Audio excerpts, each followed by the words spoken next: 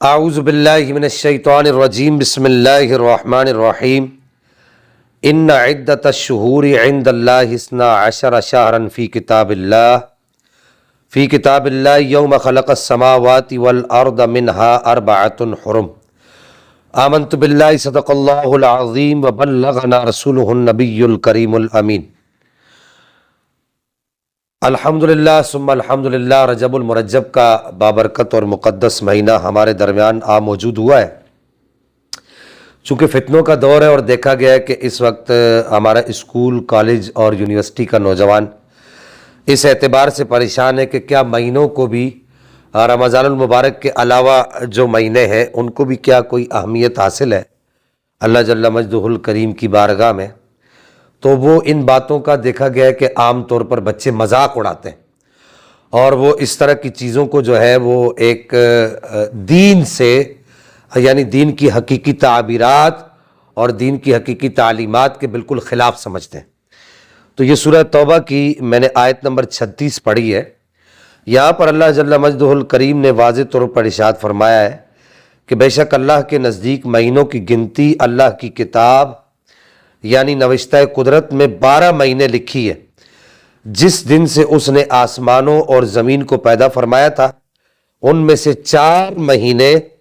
اب یہ یہاں پر میں بریکٹ لگاؤں گا، قرآن نے وہ 4 مہینے نہیں بتائے، 4 مہینے رجب، ذوالقعدہ، ذوالحجہ اور محرم حرمت والے ہیں۔ چونکہ احادیث طیبات میں اور صحابہ کے عمل میں ان 4 مہینوں کو حرمت والا کہا گیا ہے۔ تو یہ قرآن مجید الفرقان الحمید کے اندر واضح طور پر موجود ہے کہ قرآن نے ان 4 مہینوں کو، یعنی کہ قرآن مجید میں ان کو حرمت والا مہینے کہا گیا۔ اسی طرح سورہ توبہ آیت نمبر 37 میں اللہ جل مجدہ الکریم نے ارشاد فرمایا کہ حرمت والے مہینوں کو آگے پیچھے ہٹا دینا محض کفر میں زیادتی ہے۔ اس سے وہ کافر لوگ بہکائے جاتے ہیں جو اسے ایک سال حلال گردانتے ہیں اور دوسرے سال اسے حرام ٹھہرا لیتے ہیں، تاکہ ان مہینوں کا شمار پورا کر دیں جنہیں اللہ نے حرمت بخشی ہے، اور اس مہینے کو حلال بھی کر دیں جسے اللہ نے حرام فرمایا ہے۔ ان کے علاوہ اور ان کے لیے ان کے برے اعمال خوش نما بنا دیے گئے ہیں، اور اللہ کافروں کے گروہ کو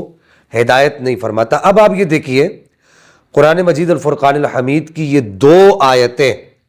واضح طور پر یہ بتا رہی ہیں کہ اللہ کی بارگاہ میں، یہ قرآن ہمارے اصول کی کتاب ہے، یہاں واضح طور پہ بتایا جا رہا ہے کہ اللہ جل مجدہ الکریم کی بارگاہ میں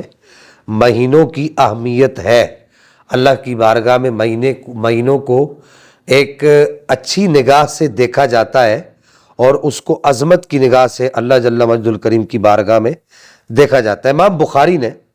اس حدیث مبارکہ کو نقل کیا ہے، اور اسی طریقے سے یہ حدیث مبارکہ مسلم شریف میں بھی نقل ہے، اور دیگر کتب احادیث میں بھی یہ حدیث مبارکہ آئی ہے کہ حضرت ابو بکرہ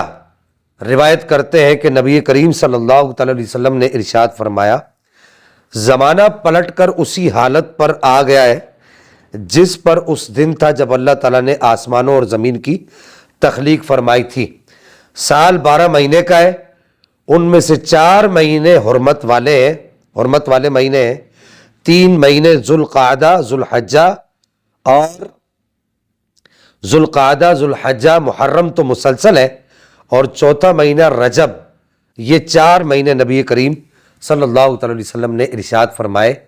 کہ یہ حرمت والے مہینے ہیں، اور یہ متفقن علیہ حدیث مبارکہ ہے۔ اور اسی طریقے سے امام مسلم اور امام احمد نے اس حدیث مبارکہ کو نقل کیا ہے۔ عثمان بن حکیم انصاری بیان کرتے ہیں کہ میں نے رجب کے مہینے میں ہی حضرت سعید بن جبیر سے ماہ رجب کے روزوں کے بارے میں پوچھا،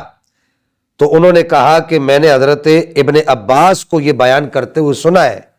کہ رسول اللہ صلی اللہ تعالی علیہ وسلم جب روزے رکھتے تھے تو ہم یہ کہتے کہ اب آپ روزے نہیں چھوڑیں گے،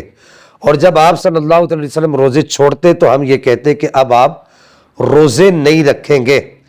اسی طرح حضرت امام طبرانی نے اس حدیث کو نقل کیا ہے کہ حضرت ابو ہریرہ سے مروی ہے کہ رسول اللہ صلی اللہ تعالی علیہ وسلم رمضان المبارک کے علاوہ کسی ماہ کے روزے پورے نہیں رکھتے سوائے رجب اور شعبان کے۔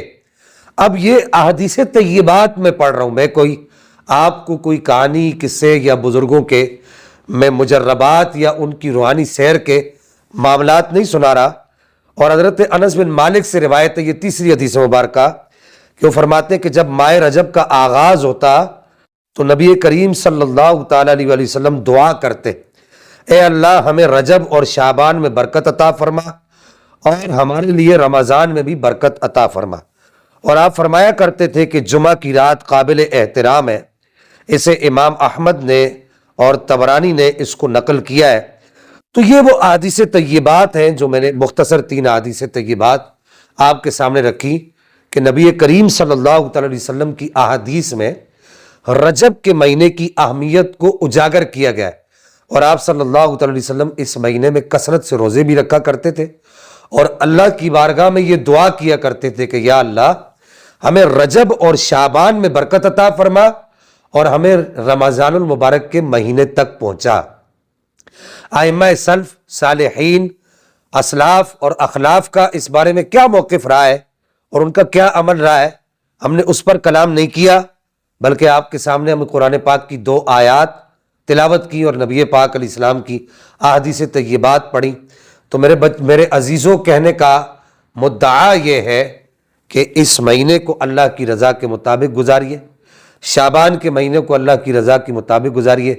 اور پھر رمضان المبارک تو ہے ہی ایسا مہینہ کہ اس مہینے کے ہر لمحے میں اللہ جل مجدہ الکریم کی رضا کے کام کیجیے۔ وآخر دعوایا ان الحمد للہ رب العالمین۔